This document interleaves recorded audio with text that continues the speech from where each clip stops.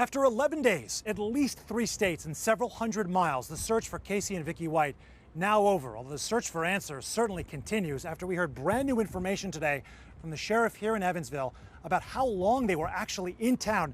At least a week, according to the sheriff, but they had prepaid 2 weeks of time at a local motel.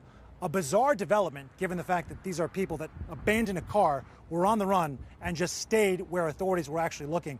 We heard from police today about the fact they were not expecting to find Vicky and Casey White in this area as they were canvassing all over, looking for a Cadillac that had showed up on a car wash surveillance system.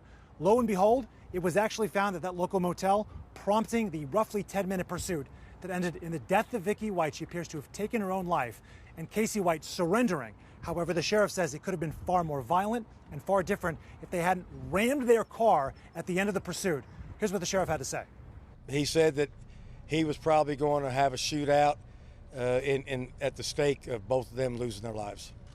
Earlier today, Casey White waived his rights regarding extradition, which is to say he's going to be headed to Alabama now, back to where this all started, at some point in the next day or two. And another detail here, U.S. Marshals who were sitting in the parking lot after that Cadillac was spotted were only there for about 20 or 30 minutes before pictures were disseminated of Casey White and the truck that he had abandoned. And suddenly, once that information got into the public, shortly thereafter, Vicky and Casey came out of the hotel, Vicky with a wig on.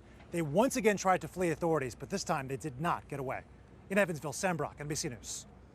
The county sheriff says they found several guns in the car along with $29,000 in cash when it crashed.